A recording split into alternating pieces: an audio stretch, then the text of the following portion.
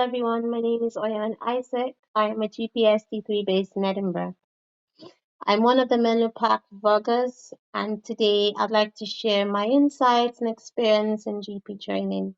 Before I go into that, please make sure to follow Melopack on all their social media platforms. So that is Facebook, Twitter, LinkedIn, and YouTube, so you don't miss any of the videos. And if you've got any questions, please pop them in the comment section below and we'll be sure to answer them. Thank you. So today I wanted to talk about the 3 assessments that are required for you to do in GP training so that you become competent to be licensed as a GP. And I use the word assessments because one of them, so the first one is the workplace-based assessment, and that is a set of formative assessments that you get to do throughout your GP training. And then you have a minimum number that you're required to do, and you're observed by your educational supervisor, and then a panel sits at the end of every year and sort of monitors your progress to see if you are on track to becoming a competent GP. The second assessment is the applied knowledge test. So this is a computer-based multiple choice question exam in MCQ, and this is one of the requirements, and you're required to do that from your second year of training. You're eligible to sit for this exam, and I'll come back to this exam later on in the video. And then the third assessment is the recorded consultation assessment, the RCA. And here you record your real life consultations with patients, and then your examiners assess you based on the application of your clinical knowledge, your professional behavior, and your communication skill. And then, they compare you with that of a competent GP. So those are the 3 assessments. Coming back to the applied knowledge test, which I really wanted to sort of talk about a bit further, and the reason for that is I had just written and passed the exam, Jamie, and the applied knowledge test actually is quite a challenging exam for many GP trainees.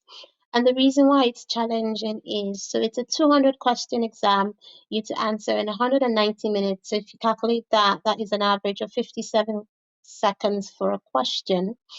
Also, it covers the whole breadth of the GP curriculum. And remember, now the GP curriculum is quite wide, and you can cover anything from men's health, women's health, pediatrics, medicine, dermatology. It's quite a wide, broad curriculum.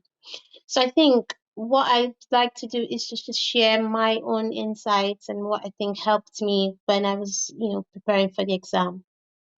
So the first thing I would say is give yourself time. And the curriculum is wide, and you need that time to cover it. So for people, they would say an average of 3 months, but actually, if you're giving yourself 3 months, then it should be that's because you have that sort of undivided attention to give to the exam, and you're able to put other things at the back burner. If you find that you have, and as many people do, you have other sort of real life engagements that, do take your time on a day-to-day basis, then I would say give yourself more time. And as you begin to sort of go through the curriculum, you would realize sort of how much time is needed. Some people need sort of 3 to 6 months, and that's fine. The other thing I would say is try not to go it alone. So I think what helped me was that I had a study partner, and we were sort of keeping each other accountable. When we would answer questions, we would sort of challenge each other on questions, because actually, if you think about it, it is an applied knowledge. So it's not necessarily testing your ability to memorize facts, but it's testing your ability to apply this to a patient that is sitting in front of you.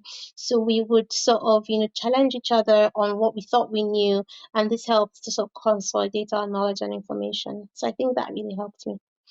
And then the third thing would be resources. So I think there are a lot of resources out there, a lot of materials that people use to prepare. But what really helped me was knowing the guidelines. So, and I'm talking about the NICE guidelines, and this is sort of the bedrock of the information that a GP would use on a day-to-day basis. So if you know what is required in the NICE guidelines, then that would help you in your preparation for the exam, and ultimately that will help you to be a confident and competent GP at the end of the day. Yes. So those are my own sort of insights and experiences, and it's just to sort of give you a snippet and an idea of what the training process is and how we end up, at the end of the training program to become competent GPs. Yeah, thank you. So thank you for watching that, and I'll see you in the next video. Bye.